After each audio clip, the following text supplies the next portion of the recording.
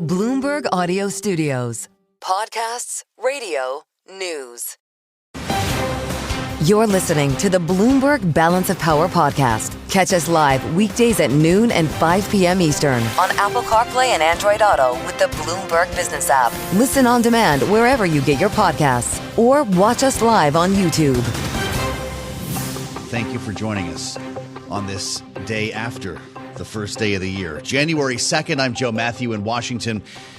As the nation's capital steers its attention here to these two terror attacks we have just been hearing about, and we just did get an update from the FBI's Deputy Assistant Director of its Counterterrorism Division. That's Christopher Wray, you were just hearing from, who says this was an act of terrorism, point blank. And an individual here, Shamsuddin Jabbar, who was, quote, 100% inspired by ISIS, unquote.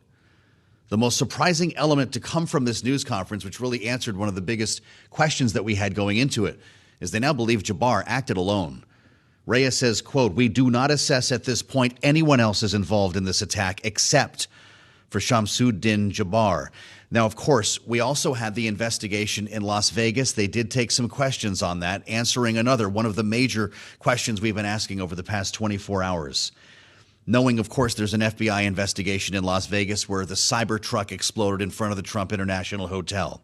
Quote, "We are following up on all potential leads and ruling nothing out. However, at this point, there is no definitive link between the attack in New Orleans and the one in Las Vegas." Another quote from the FBI today in what was a very newsy briefing here. Knowing that the IEDs, we've learned now that were planted in the French Quarter, in fact, were done so after midnight and a couple of hours before that attack that took place just after 3 a.m. on New Year's morning. We heard from the mayor of New Orleans as well, LaToya Cantrell, who made clear that they have cleared Bourbon Street. The city is back in possession of Bourbon Street with a plea for additional resources. They did clean Bourbon Street starting at 2 a.m., and they are now getting back to what is going to be an important day in New Orleans, of course, with the Sugar Bowl set for 4 p.m. Eastern time. The mayor of New Orleans saying, quote, "Not only are we ready for game day, but we're ready to host large-scale events in our city." We heard from Louisiana Governor Jeff Landry as well as they try to put a real show of force here in front of this story and transparency to their credit with what we know and what we don't know. And I want to remind everybody that some of these details can change. We've already seen that, remembering that frequently the first round of reporting is not always true. And we had a lot of different things that we heard about now, beginning to clarify some of them here on Balance of Power. Welcome to the Thursday edition. I know it feels like a Monday for many of you, but it is Thursday here, and we've got a lot to talk about this day before the new Congress begins and some major national security events that are about to take hold here in Washington, D.C. That's why connecting the dots on these two stories would have been very important if authorities had the ability to do that. And we want to start our conversation today with Michael Shepard, of course, joining us here in Washington as Bloomberg Senior Editor for Technology and Strategic Studies. We wanted to talk with Michael, though, because he's been covering politics and national security in Washington here for many years. And there are a lot of stories that cross over. Michael, it's great to see you, and I appreciate your coming in. Happy New Year, for starters. This was a terrible way for the year to begin for a lot of Americans looking at scenes of terror from New Orleans, from Las Vegas. But to hear from the authorities today, somewhat reassuring to believe, at least so far, that they are not connected. Well, terrible, Joe, as you put it, but also unsettling, especially as Americans look to, since the pandemic, really be able to revel once again in these large-scale events. That's right. Going to a ball game, celebrating New Year's Eve with friends in New Orleans, and attending major political events like we're about to host here in Washington, including the pre-inaugural event that Donald Trump intends to host at Capital One Arena just around the corner from our offices here, and of course the inauguration on January 20th. But even before that, tomorrow we have a new Congress being seated and a speaker election. And then on January 6th, remember that date, they will be certifying the 2024 election results. Yeah. So people have in their memory and their sense of things that can go wrong, and it is something that they are concerned about. And this is what law enforcement and public safety authorities and political authorities, including the governor of Louisiana and the mayor of New Orleans, are trying to express this confidence and also this sense that they want to get back on their feet quickly. There were a lot of concerns, not only seeing a Cybertruck, but also the location of Trump International, that there might have been some timing here to coincide with the incoming president here, or reaction to the election of some sort. But we have to remind ourselves that these just could be two deranged people.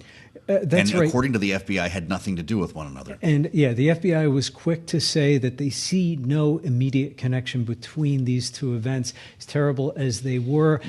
We know quite a bit less about what took place in Las Vegas based on what we've heard from authorities so far. So we will have to see what more they can tell us about the nature of the explosion of this Cybertruck. The fact that it was a vehicle produced by one of Elon Musk's companies at a hotel owned by Donald Trump, in essence, it really does raise a lot of questions. And Musk himself furthered those questions by suggesting yesterday on X that there could be a link between these two events, and also suggesting that it was a bomb and not the vehicle itself that may have caused the explosion. So we don't really know. We don't have a definitive assessment from authorities about what took place. What do you make of the reaction we're hearing by this? An interesting scenario when we've got an outgoing president and a president-elect both almost carrying equal weight when it comes to commenting on a story like this. We should let our audience know, by the way, about 10 minutes from now, Joe Biden is expected with his national security team to sit down in the Situation Room for a briefing on this. But a lot of people are looking at the reaction from Donald Trump. And while we heard from Joe Biden yesterday, he actually went on national television, Trump took to Truth Social and started to blame the border to sort of prove some of his suggestions as a number of his being supporters. correct. Yes, they did. Let's talk about what he said.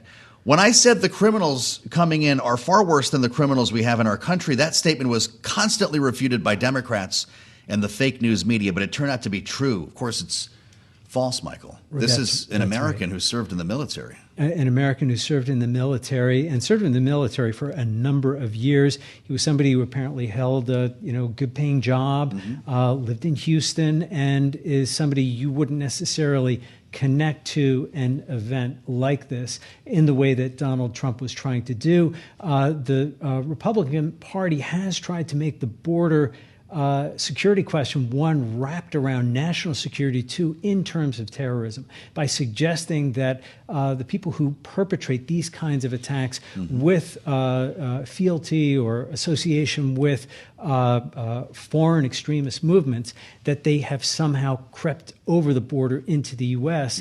Through some surreptitious means, when in this case we saw that not to be the case. And the president-elect was commenting well before anybody in the investigation had been able to comment or offer any kind of clarification. Went on to say the crime rate in our country is at a level that no one has ever seen before, which is also not factual. It brings us back a little bit to the tweet storms that we used to see in the first administration. What does it make you think? Because you covered that White House, Michael. You helped our bureau edit coverage from that White House, and we're about to do it again. Well, we remember it all well. And there was a question about Trump as he was being elected. We all talked about it that night. I think we were discussing it, you and me, election night, and in the days after.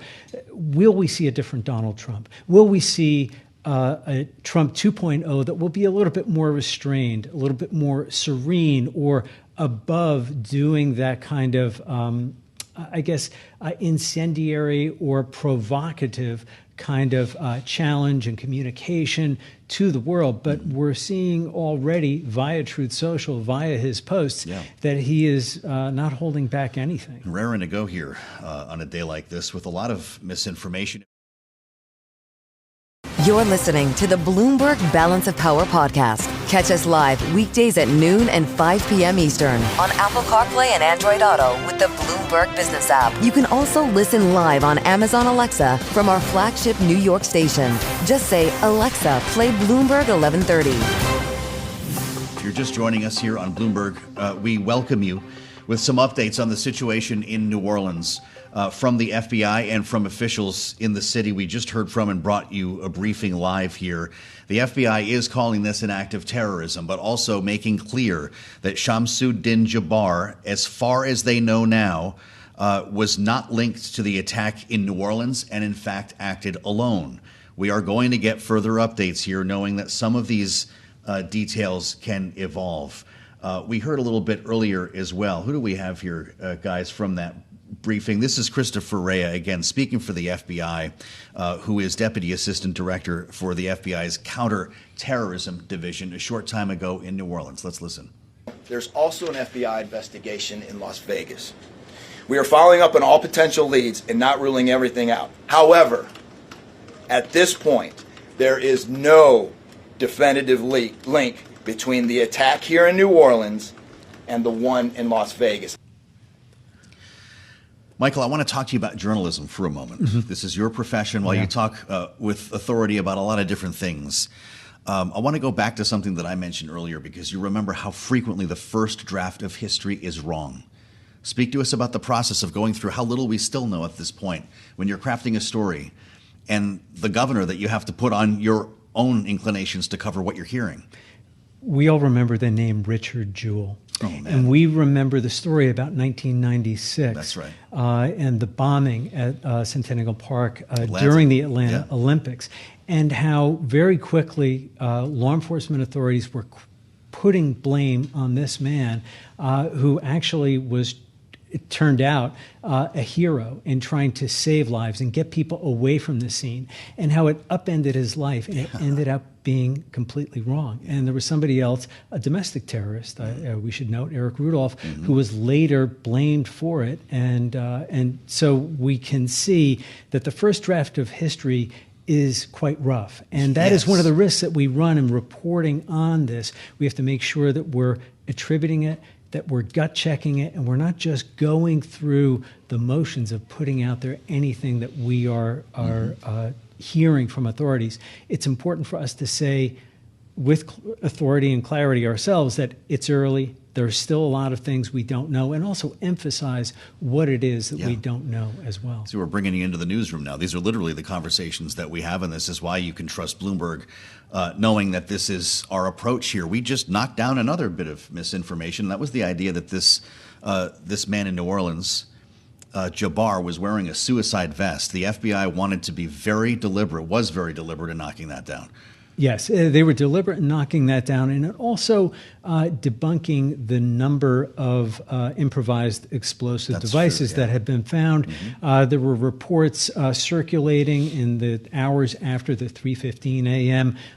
New Year's Day attack that there may have been several devices, but the FBI was quick to say that there were only 2 found in the vicinity of the scene. They are still scouring the area and the larger city of New Orleans, of course, ahead of the Sugar Bowl this afternoon. But they wanted to make clear that this was not as wide-scale or coordinated as they had initially feared yesterday. I mentioned earlier, Michael, that we heard from Joe Biden. He spoke in the second half of the day yesterday. Let's listen to the president. We're tracking the explosion of a Cybertruck outside the Trump Hotel in Las Vegas.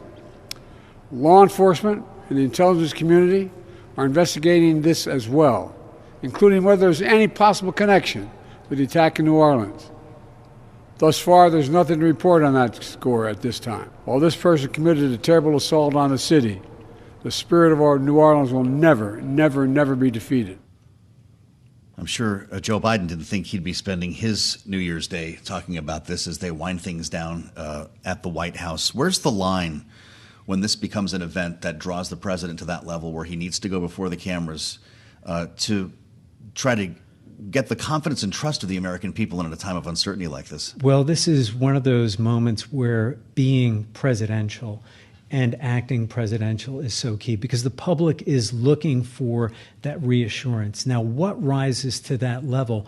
There are certain moments that are unforgettable. We remember Sandy Hook and how that shook the nation to its very core, and how then President Barack Obama reacted, and his public display of emotion, sharing what the nation felt in the moment. And there are other episodes when it's critical for the president to really try to bring the nation together and offer that sense of security. And it's not just the president, of course, as we saw the governor of Louisiana, Jeff Landry, the mayor of New Orleans, doing the same thing. But for the president, it is an essential function where the president really provides that sense of reassurance, that sense of confidence, that sense we have things under control. Yeah, it's something that only a president is capable of doing, and it reminds us of how impossible it is to prepare for moments like these. You simply have to be in the job. Right. Michael, we're talking about not only the Sugar Bowl later today, but a Super Bowl in the Superdome. We're talking about a presidential inauguration here. We're talking about January 6th. You already put your fingers on some of these massive national security events. How does all of this change them? Well, it will further heighten the awareness and the alert level. But you and I both know that the alert level here in D.C., even during normal times, it really couldn't be higher. And yet they do have to be on their toes in a way that, they think, hey, we have to take it up even further. We remember going all the way back to 1995. That was a time when you could drive on Pennsylvania Avenue in front of the White House. That area has steadily been cordoned off and blocked off, and now you really can't even cross it. And the amount of security around the U.S. Capitol, too, has been heightened to a great degree, not only because of 9/11, not only because of January 6th, but if you go all the way back to the time when a deranged gunman burst into the Capitol and shot several people, including a Capitol police officer. This is, these are the kinds of events that authorities are having to brace for in a way that, it makes Americans uncomfortable. We like to think we would have access to these places, but, we live in a free and open society. But the security needs are really overwhelming us, the people, and the officials who have to maintain those barriers. Michael Shepard's helping us bring back a lot of memories, a lot of tough ones in this case. I was in Washington on the day of the Oklahoma City bombing when they shut down Pennsylvania Avenue. It never reopened. That wasn't the plan that day. You're right, John. But it never reopened, and I wonder if that's going to be the story for Bourbon Street. I know that it's back in the possession of the city. They cleaned things up this morning, but why shouldn't that be a pedestrian-only way? Well, and this would really further calls for that. They had planned to put in some heightened security, some additional bollards to block vehicular traffic. That hasn't been carried out yet. We'll probably see that accelerated at some point in the wake of all this. And other cities will have to investigate whether to do this in other heavily traffic pedestrian byways too. Do they need to close some of those off as well to vehicular traffic for these same reasons? And, you know, there are other aesthetic and urban planning reasons as well where maybe you don't want cars on that street so people can enjoy it too. True. Yeah, the bollards are coming. And boy, you wonder if that has an echo effect in other cities with congested, pedestrian-heavy areas like this. They were closing down Newbury Street in Boston just for shopping days because it's so difficult to get around. New York has its version of that. Yeah, and Broadway and Times Square have long since been closed to pedestrian to vehicular traffic, giving pedestrians much greater leeway to move around and enjoy the area, but it also does provide a measure of security for them too. We have 14 souls who were lost in New Orleans. That number 15 you may have just heard, by the way, from authorities does include the driver, does include Jabbar.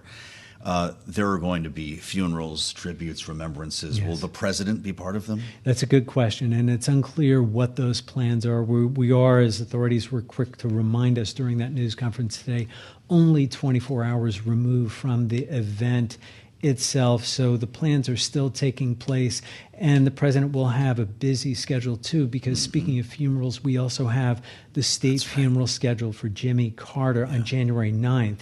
And he is expected to give a eulogy there. So this is, you know, a real moment for the nation in terms of reflection and mourning and an appreciation, of course, for Jimmy Carter as well. Yes, of course. It's a sobering moment and one that we like to think Washington is ready for.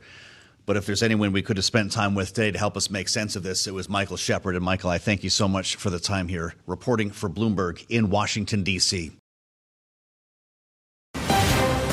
You're listening to the Bloomberg Balance of Power podcast. Catch us live weekdays at noon and 5 p.m. Eastern on Apple CarPlay and Android Auto with the Bloomberg Business app. Listen on demand wherever you get your podcasts or watch us live on YouTube.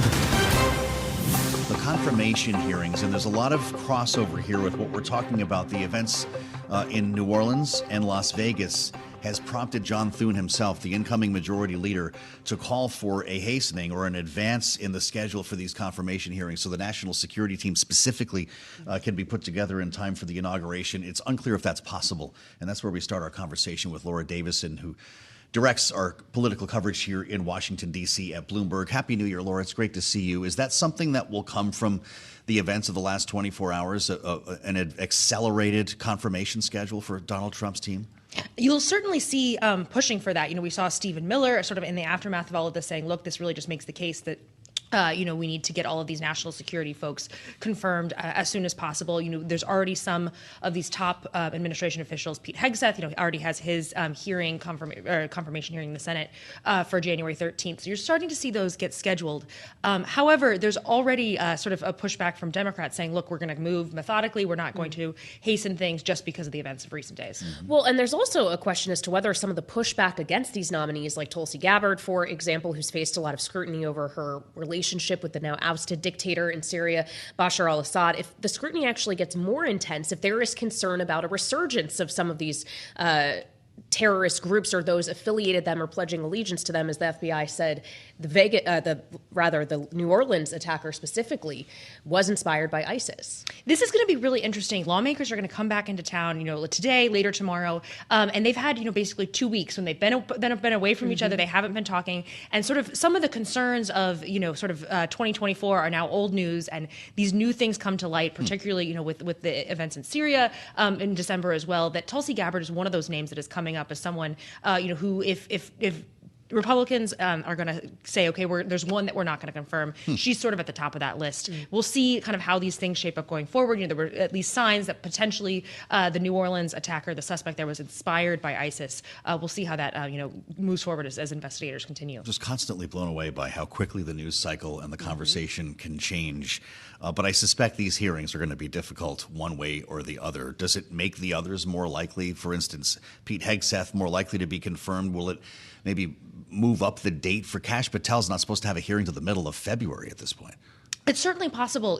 On the Hegseth front, a lot of Trump's closest allies, they said, look, if he can kind of survive those really raucous 2 or 3 weeks he had, he's probably good to go. That if you didn't have more people coming out saying, look, I can't support him, that ultimately people would fall in line. We saw that with Joni Ernst. She didn't say outright she would support him, but she said she would support him through the process, whatever that means specifically. On Kash Patel, he's another one who, people have raised some concerns about. But the calendar is just going to get really tricky, because the Senate has all these rules and procedures, and there's a lot of stuff they want to do. They want to do an immigration bill, in the Senate as one of the first things. The House doesn't necessarily agree on doing that yet. We'll see what whoever the next speaker is, where they go. But there's just a lot of things that Republicans have said they want to do on day one. And day one, like every other day, is only 24 hours and only so much you can fit in. Well, let's talk about who that next speaker is, because obviously Mike Johnson would like to stay in the job. Donald Trump has suggested he wants Mike Johnson to stay in the job, as does Elon Musk. But we have very serious questions as to whether tomorrow, when the new Congress convenes, Mike Johnson is going to be able to get the votes. How steep is this hill he has to climb? And is there anyone else who could climb it if not him?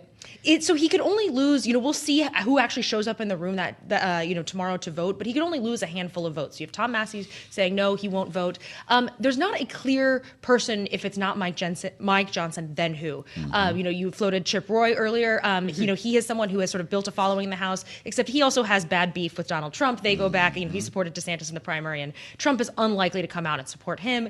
Jim Jordan's name has always come up during these discussions, but it's not clear. Steve Scalise, also he ran last time. He has had some of his own health issues, though he does have broad support within the conference. It's possible that we go through several rounds of voting, 2 or 3 or 4 rounds of voting for some protest votes that have the Republicans get out of their system, and then ultimately That's a Mike win Johnson. after Kevin McCarthy, right? Anything below 15, less than 15, you're good. exactly. So this is going to be, a real tense moment. It's possible he sails through, and then that particular drama is behind us. But his job is still on the line, no matter what happens. All you have to do is make a couple Republicans mad, and he could be out of a job. Yeah, narrowest majority we've seen in almost a century. Majority of one is what we're on track for. It's not going to be easy for him. Bloomberg's Laura Davison, our politics editor here in Washington. Thank you so much. Now, we are just learning from authorities in Las Vegas related to, of course, the Cybertruck explosion that happened there, that the Las Vegas Police Department will be holding a briefing less than an hour from now at 2 p.m. Eastern time, pertaining, of course, to that incident, which authorities did tell us earlier today they do not believe is necessarily directly related, at least they can't say so definitively, to the attack that happened in New Orleans in the early hours of New Year's Day. Yeah, that's for sure. This also was a deadly event. As we learn more about the driver and the source, both of these vehicles came from that same Turo service that had a lot of folks attempting to connect the dots. But as of now, we don't have the ability to do that. No definitive link, according to the FBI. No definitive link, but what the FBI did say definitively was that the events that took place in New Orleans, an attack that killed 14 people plus the suspected perpetrator, was terrorism. Let me be very clear about this point. This was an act of terrorism. It was premeditated and an evil act. This was obviously a critical incident, and with that, lots of information and tips come pouring in from law enforcement, first responders, and the public. We want to get more reaction now to these events and what they mean, and turn to Jane Harman, who is chair of the Commission on the National Defense Strategy, also former Congresswoman from California, and author of Insanity Defense, Why Our Failure to Confront Hard National Security Problems Makes Us Less Safe. Jane, thank you so much for being with us here on Bloomberg TV and radio. As we consider the FBI's characterization of this individual, Jabbar specifically, as someone who at this time they believe was a lone wolf inspired by ISIS, it raises the question of how the U.S. can better combat radicalized lone wolf terrorists like this. Well, this continues to be a very hard challenge. Soft targets like 3 a.m. in Las Vegas when the bollards are down, in New Orleans when the bollards are down, or Las Vegas, are hard to protect totally. I mean, New Orleans has to do a better job yesterday, but it is interesting that both attacks occurred right around the new year. And the local authorities have said there's no connection, but I would just offer the fact that there are copycats and there could be more. And I hope we don't have a failure of imagination here. It seems to me there would be motivation by ISIS because of how Syria has gone, and we have attacked them in Syria, we the U.S., to hit more soft targets in the U.S. And let me just point out that they're not targeting Democrats or Republicans. They're targeting America. So we better pull together a little here, as we did after 9/11, and understand that our country, not just one party, is under attack. And that motivates me to say one more thing. These people were not illegals coming across the southern border. Let's get over this. I'm not saying there isn't a border issue, and a bill could have passed months ago if Trump hadn't blocked it.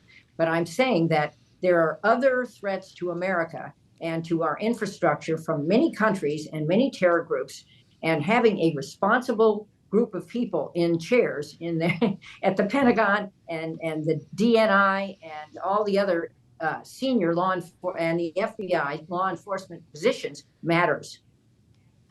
Well, indeed, the point's taken, Jane, and we haven't seen a correction on that Truth Social post. But I wonder your thoughts on what we heard from the outgoing director of the FBI, who has been framed as a sort of bad guy by the incoming administration. He's basically been fired or forced to resign. But it was Christopher Wray who repeatedly said in congressional testimony last year that the United States faced a significant threat from lone wolf terrorists inspired by the events in the Middle East specifically. And now we have this truck with the ISIS flag and basically what the FBI director was warning us was going to happen. Does he need to be acknowledged for being right? He was right. And he's not the first person to say this. We've been talking about this since 9/11. Right after 9/11, I became ranking member on the House Intelligence Committee. And we talked again, not on a partisan basis about threats to America. He is right. I'm kind of sorry he's resigning.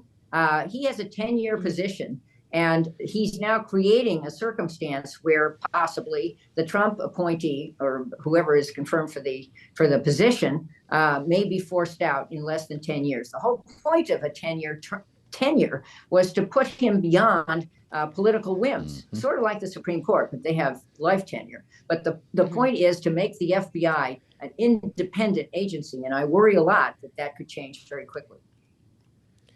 Well, you're alluding to, Jane, of course, Kash Patel, who has been nominated to lead the FBI next, needs to be confirmed, as does Tulsi Gabbard, who has been tapped to lead or be the director of national intelligence. There's Pete Hegseth, who's been tapped for defense secretary as well. Do these events make all of those confirmations easier to achieve in the U.S. Senate?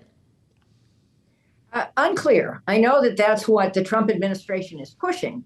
But if I were senator, which I'm not, and I wanted to exercise my responsibility to approve these nominees, I would want this to go at a reasonable pace, not too slow, but not too fast. Putting the wrong people in these positions, and the Senate has to determine if they're wrong, really violates the Senate responsibility to advise and consent. And I would point out that the Senate hasn't passed budgets on time since 2011, the year I left. Kind of interesting.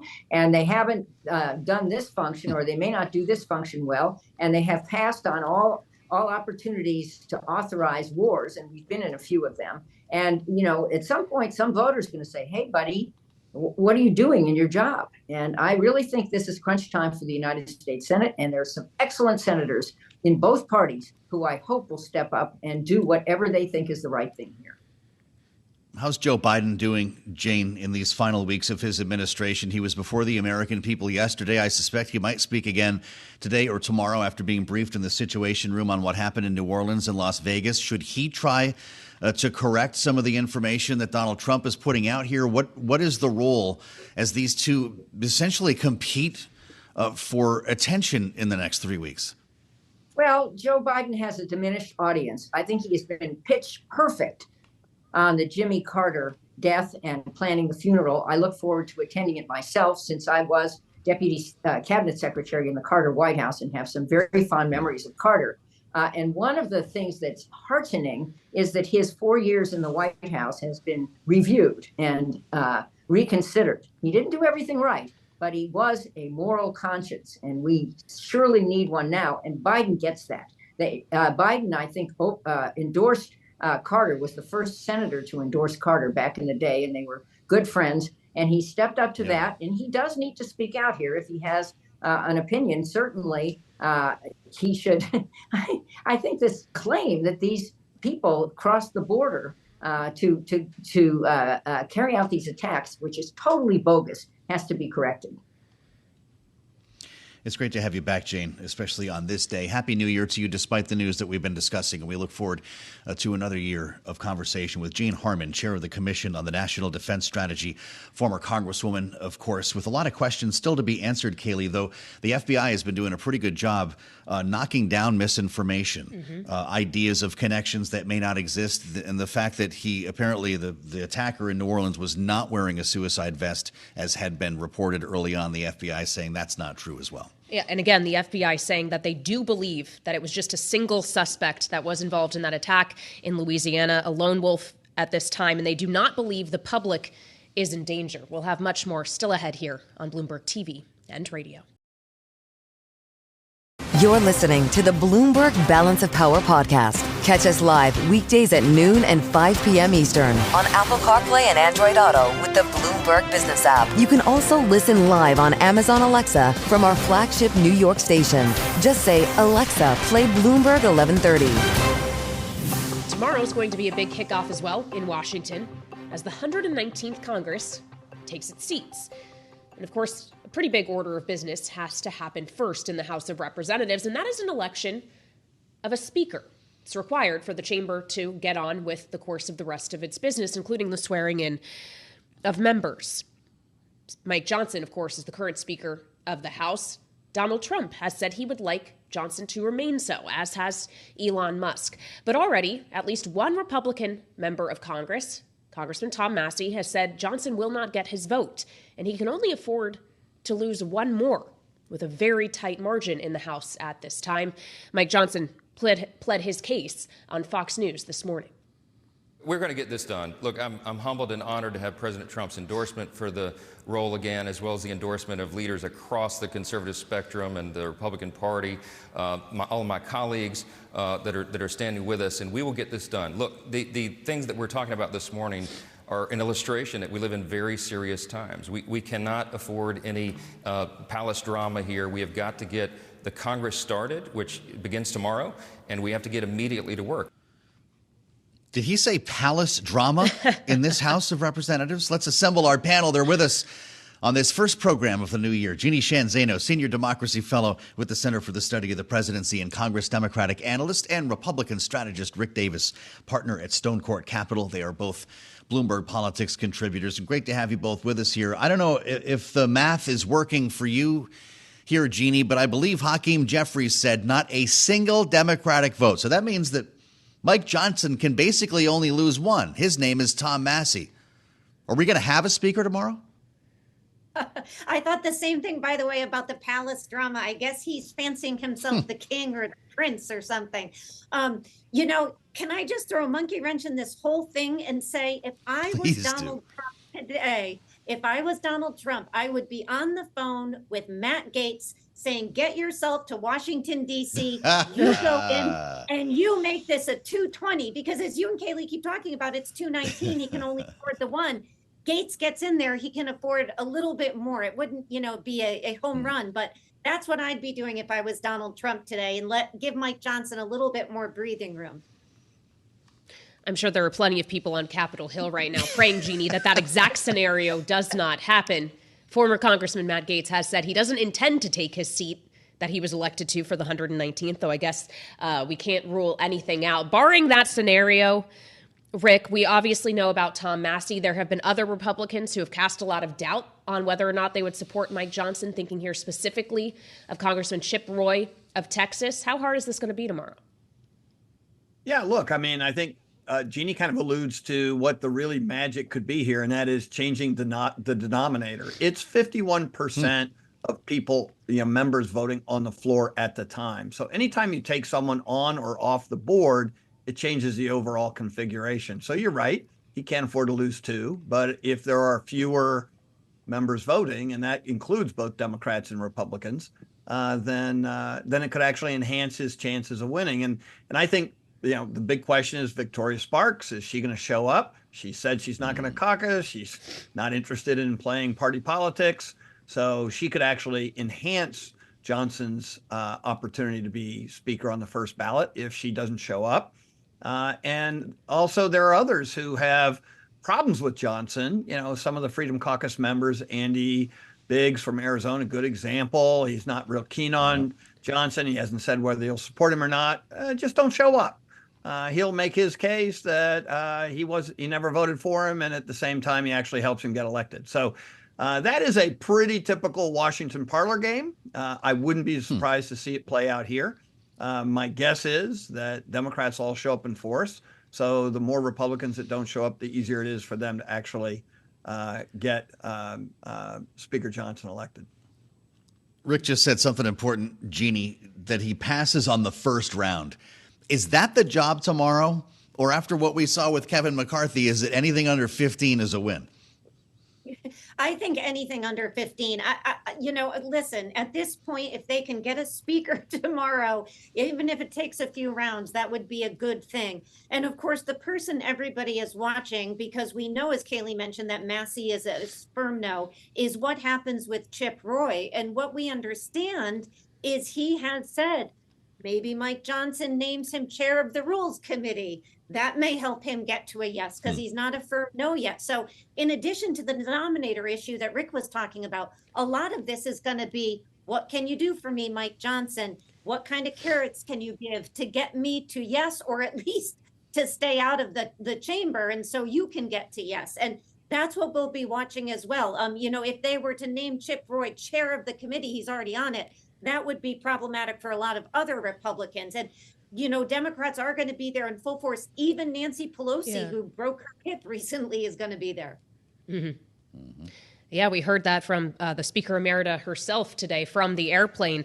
As we consider this notion that this obviously has to happen at some point to certify the results of the presidential election, which is scheduled to take place on Monday, January 6th, Rick, it speaks to the very serious nature of the business the House does have to deal with in pretty short order. Not just, of course, that, but then there's other things happening in January, including a state funeral for former President Jimmy Carter on the 9th, and there's the inauguration on January 20th. Just given this very stacked calendar of events, how much pressure does that put on this situation and Mike Johnson specifically to try to find a resolution here by potentially, say, negotiating the rules package that was put out in the last few days?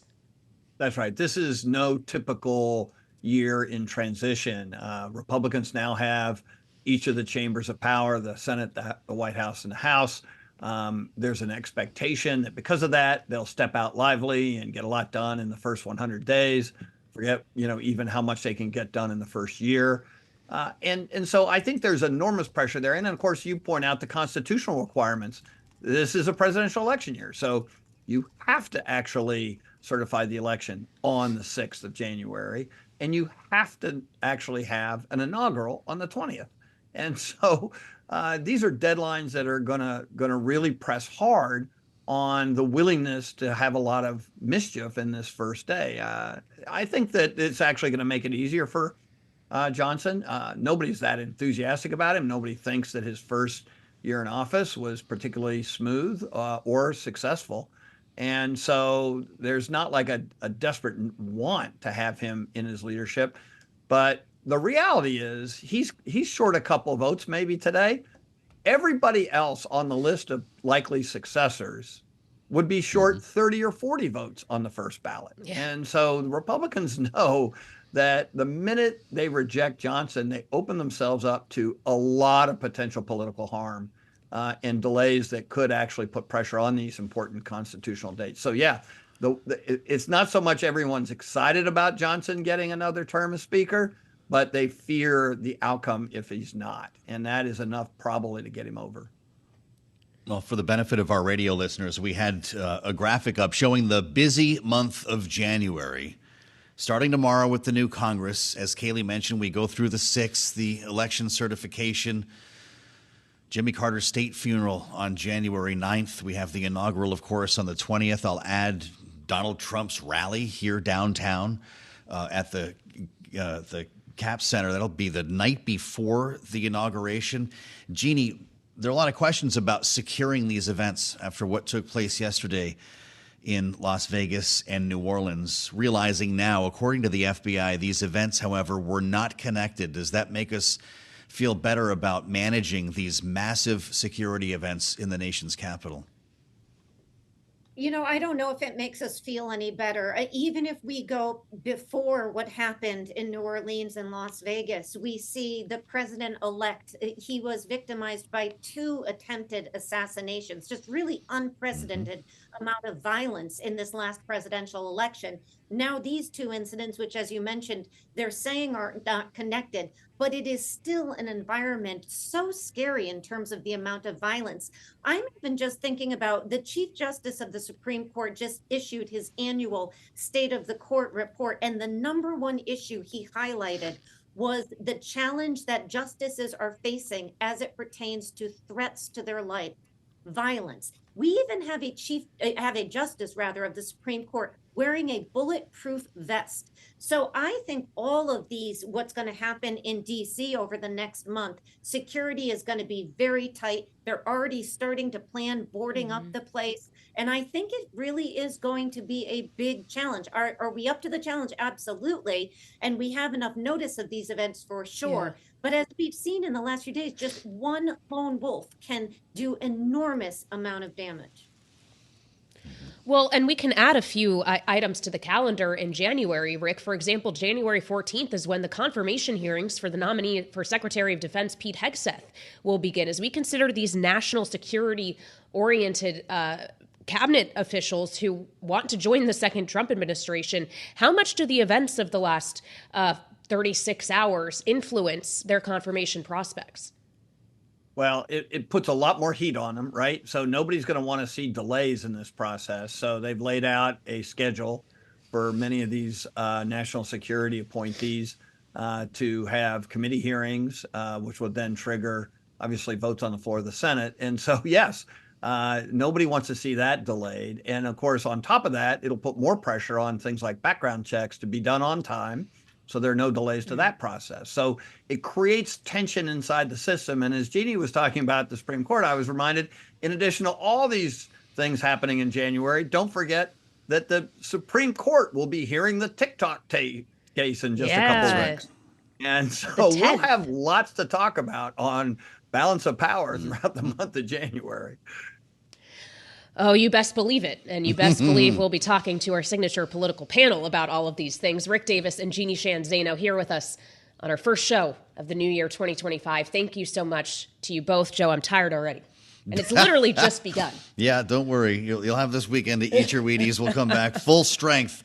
We are full strength today. They're all with us in the Bureau. Stay here on Bloomberg TV and radio. You're listening to the Bloomberg Balance of Power podcast. Catch us live weekdays at noon and 5 p.m. Eastern on Apple CarPlay and Android Auto with the Bloomberg Business app. Listen on demand wherever you get your podcasts or watch us live on YouTube. As we try to get our arms around the start of this new Congress, it will be right at this time tomorrow. We'll be talking with you on Bloomberg TV and radio about what may be happening with a speaker's vote. Of course, to bring in the new Congress, to swear in the new Congress, you need to have a Speaker of the House. And somebody who knows a little bit about that is Brittany Martinez, who worked in Kevin McCarthy's Speaker's office, Republican strategist and founder of Espina and Company. It's great to have you back, Brittany. Happy New Year. What's your expectation for tomorrow when the 119th Congress attempts to begin? Well, thank you for having me back, and Happy New Year to you as well. You know what? I think that Johnson's going to get the vote. I don't know if it's going to happen on a first round. I do think that a little bit of chaos is going to ensue, but he did get the Donald Trump endorsement. So I think his speakership is safe for the most part. Well, so let's talk about that Trump endorsement, because many people have suggested to us that that is what would make or break anyone's speaker's bid. But it doesn't seem that Trump is necessarily swaying the minds of those lawmakers that we have greatest question about. Tom Massey, as we've repeatedly said, is a firm no, but we're unclear on people like Chip Roy or Andy Biggs. Keeping in mind, Chip Roy endorsed Ron DeSantis in the Republican presidential primary initially. So does Chip Roy really care what Trump says? I think that the folks that are the most concerned are probably the ones that you mentioned and may not care that much what the former president has to say. But there were some folks during the CR who were very tough on Johnson beyond those people. So I think in that sense, it'll help those people, the freshmen coming in. I think that it'll sway their vote. But yes, you're right. There are the couple of outstanding ones from the Freedom Caucus, especially, who probably won't vote for Johnson, at least not on the first or second vote. I would expect it to maybe go to 3 votes. If it went longer than that, I would be a little bit surprised. But it's a 119th Congress. Hopefully things will be more normal than they have been. But it's been a weird few years. So I think that he doesn't have it on the first time. All right, this is good, though. Brittany Martinez tells us 3 rounds. I'm going to remember this tomorrow. Brittany will play the tape back. We're hearing anything less than 15 is a good look for Mike Johnson. There's a question, though, about whether the gentleman from Florida shows up. Is Matt Gaetz going to show up tomorrow to be sworn in and help Mike Johnson and Donald Trump with the math? I wouldn't be surprised if Gaetz shows up, but I think he just likes to be a little bit of a chaos agent. I don't know if he would go through the whole motions of being sworn in and doing a vote for Johnson. Maybe. Again, I know we talk about this every time. It's been a few weird years in politics, but I don't know if I see him going through all those steps, if he's going to just step back again. But maybe he shows up just like George Santos keeps showing up just to sort of be involved. And he starts, I think tonight is his first episode, if I saw that correctly on Twitter on OANN. So I think he's ready to. He got us to talk about it. Free promotion. Little did I know what I was stepping into. Sorry.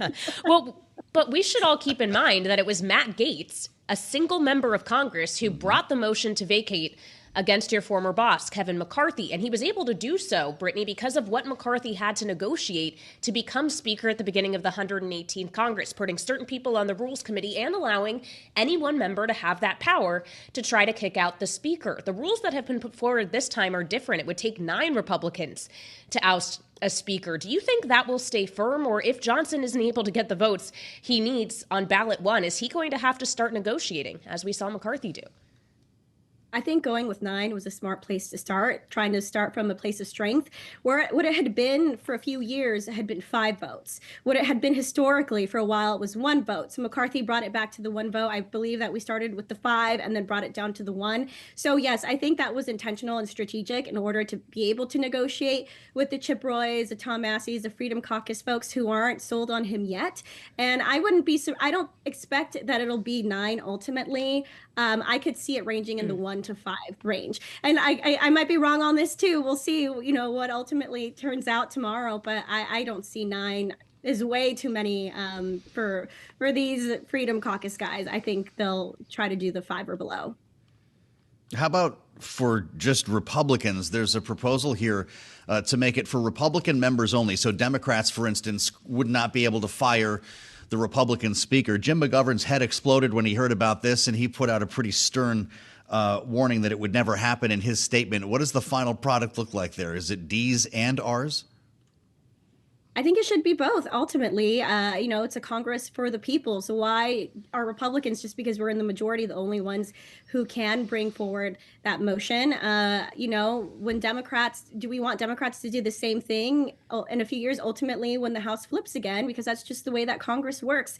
I think that when you're in the majority and you're in the position of power, you need to be careful about the rules and precedent that you implement, because in a few years, that might come around to bite you. Well, especially when you're in a majority, but just barely, Brittany. Even if Mike Johnson canned on round 1, 2, 3, or however many rounds it takes to secure the gavel, even if he can get that done, if it proves difficult to accomplish tomorrow, what does that signal about the way legislation is going to move through the House in this Congress, knowing that Donald Trump has some pretty big ticket items he wants to see done in short order?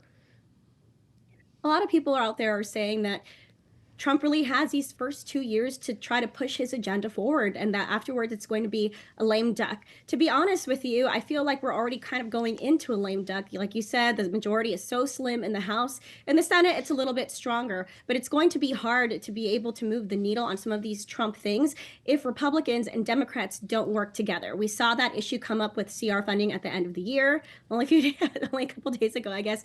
At the end of 2024, we saw that issue come up. We saw Elon come in and try to sway things his way. We see Vivek, we see, the Doge folks, admin folks.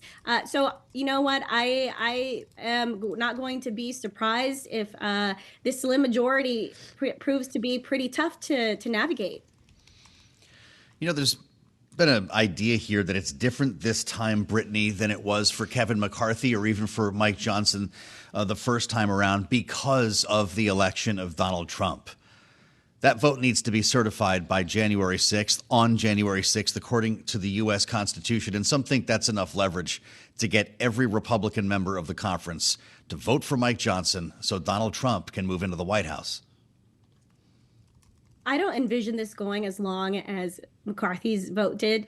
It was the 15 rounds, but it was also over the course of a few days. I think this will probably get done tomorrow. I wouldn't be surprised maybe if it goes into the early hours of Saturday morning, sort of like it did when it was McCarthy on that final vote. It was very, very early in the morning. But I do think that Republicans are ultimately going to want to come together and push this speaker forward, and no one else is going to be able to get the votes. So they can be upset about it. They can use that to negotiate. But ultimately, I think that's all they have is the tool to negotiate. I don't think anyone else is going to be able to be in that role unless Trump decided to put an endorsement behind somebody else, which is not going to happen. Yeah. And so I think we'll see it ultimately come together tomorrow. All right, Brittany Martinez, founder of Espina and Company, and of course, former staffer to Speaker Emeritus Kevin McCarthy, who had to go 15 rounds to secure the gavel at the beginning of the 118th Congress. Thank you so much. We still have, of course, a long day of events, it seems, Joe, to look ahead to for tomorrow.